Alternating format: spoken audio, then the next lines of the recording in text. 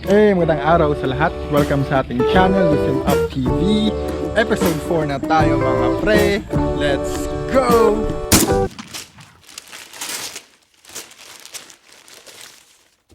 Disclaimer lang muna mga para. Ginawa ko ng channel na to para sa moto vlogging. Meaning, gusto ko lang i-document or i-share sa inyo yung mga travels ko in the future, yung mga lugar na pupuntahan ko pa in the future, mga resorts, tourist destination, tourist spots. Eto nga, nagka-MECQ na dito sa Davao City. So, parang malabo maka-travel or maka-long ride anytime soon. And plus the fact na wala pang registration itong motor natin. Kung napanood nyo yung first 3 episodes ko guys, actually, bukang bibig ko doon is yung registration lang talaga. And yun nga, wala pa. Siguro it would take another 2 to 3 weeks. Pero sige lang, antay-antay lang tayo. Kasi nga, brand new yung kinuha natin na motor. So expected talaga na aabot ng 1 to 2 months ang registration. Plus pandemic pa. So antay-antay lang muna. In case you're wondering bakit version 2.2 ang tawag ko dito sa Honda Click natin. Kasi yung version 1, yung analog pa. Yung version 2 naman is yung naka-emblem. So wala pang stickers. Itong version 2.2, naka-stickers na siya. Hindi embedded yung, hindi emblem yung gamit niya. Stickers lang. So ayun, yun ang difference nila. And yung kulay din, parang sa version 2 ata wala pang ganitong kulay, wala pang blue. Ang nasa version 2 lang ata is red, black, and parang brownish, something like that. Pero walang stickers. Ito lang yata yung mas stickers. To be honest with you guys, mas gusto ko yung version 2 na walang stickers kasi mas elegant siya tingnan. Okay lang din naman na may sticker siya kasi pwede naman tanggalin to, and I'm also planning on removing this in the future. So di pa nga lang ngayon. So ayun guys, umpisahan na natin yung mga issues na nakita ko sa kanya. Actually guys, day 2 pa lang na nasa akin tong motor, na-experience ko na yung issue niya. Yung number 1 talaga guys is yung squeaking sound. Parang may dalawang tansan guys na nag-uumpugan sa loob nito, dito. At saka parang dito din. So very annoying guys kasi kahit naka-helmet ako, rinig ko yung squeaking sound na yun guys. Parang may dalawang tansan na nag-uumpugan. And syempre, di ba, brand new yung motor na kinuha mo guys, expected mo na walang issue. Yun nga, nagka-issue na siya. And research ko naman siya guys sa internet, sa YouTube. And nakita ko, hindi lang pala ako yung may experience na ganon. And sabi nga dun sa internet guys, sabi nga sa YouTube guys, yung mga ibang nag-upload na naka-experience nun, eventually, nawala lang din naman daw. And yun nga, bala ko sana, nung time na yun guys, bala ko sana na ibalik siya sa dealer para patingnan sa mekaniko nila. And yun nga, wala pang registration kasi yung dealer guys, 30 minutes away from where I am right now. So, and walang registrations, hindi ko siya mailabas, and I don't wanna take the risk, no? Para lang mapacheck yun, kung pwede naman antayin. So, hindi ko pa siya napacheck, no? So, ayun nga, umabot nga ng 3 weeks or 4 weeks na everyday ko siya pinapaandar, ikot-ikot dito sa village, sa subdivision.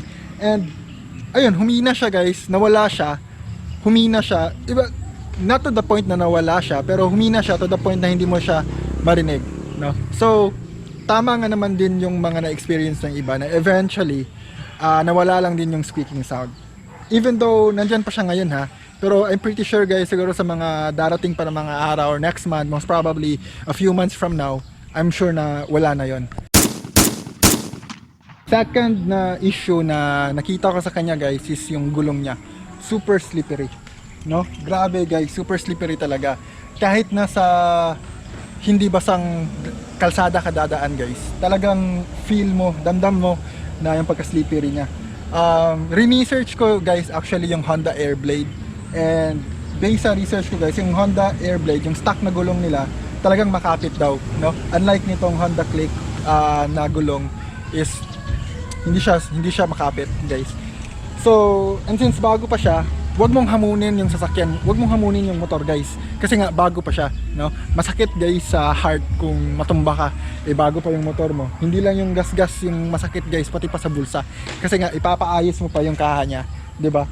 So So, yun lang naman guys, no? Huwag mong hamunin yung sarili mo and huwag mong hamunin yung motor guys. Kasi nga, slippery masyado yung gulong niya. And bago pa siya guys, 'di ba? Malay mo baka matumba ka, 'di ba? Gagastos ka pa sa mga damages. Masakit pa sa damdamin mo kasi nga bago pa lang yung motor mo, may damage na. So, better safe na lang no than sorry. So, ayun guys, slippery ang gulong.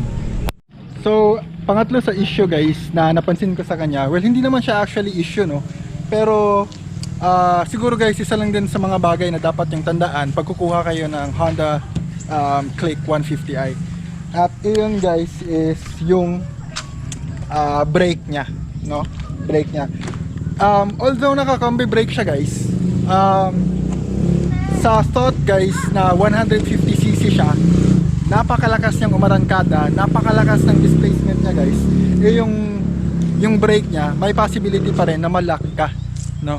So sana ginawa ng Honda dito, in-ABS na lang din nila. Pero you know, you can't blame them kasi nga dito sa Philippines hindi pa talaga uso yung ABS guys. Siguro mga 2019-20 na naging uso yung mga ABS na ganyan.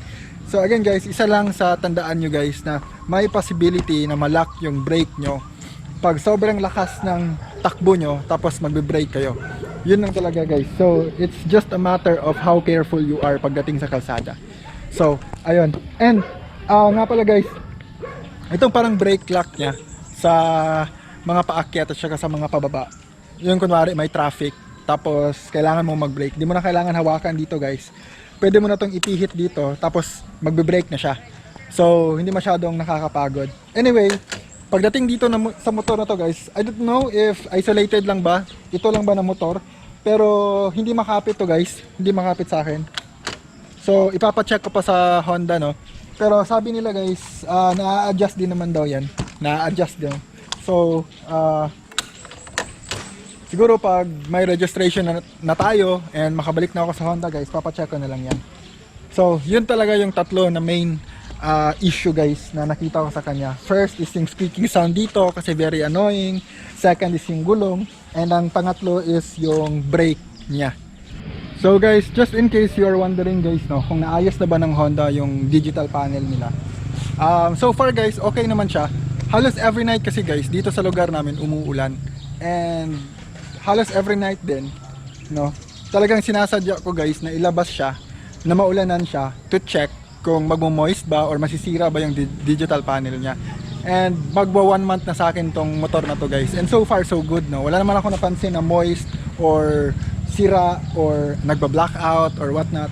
Okay naman siya no, sa loob ng 1 buwan. And ayun nga, may 1 year warranty naman ng lahat ng electronics nito. Kasama na yung digital and digital panel niya. So ayun, willing naman si Honda na palitan yon just in case na masira. Pero yun nga, dito daw na version guys, sa Honda Click version 2.2 no, na 150i, naayos na nga daw nila yung digital panel kasi yun nga yung main issue sa version 2. So ayun guys, medyo madilim na. So dito ko na lang tatapusin yung vlog natin for today guys. And gusto ko lang pala i-shout out guys yung kaibigan natin dyan na motovloggers din, si June Sapungan Online. Kaka 1k niya lang guys. So congratulations sa you sir, sana dumami pa yung subscribers mo. And shout out din guys kang Ninyo Motovlog. Salamat sa pag-subscribe pa rin, salamat sa suporta. And sa lahat ng mga kaibigan ko dyan na nanonood ng vlog ko kahit wala namang saysay yung pinagsabi ko. So again guys, this is your host Borgie. Do not forget to like, share, and subscribe, and click the notification bell. Laging tandaan guys, wag puro trabaho, mag-loosen up din, loosen up TV. See you on the next episode.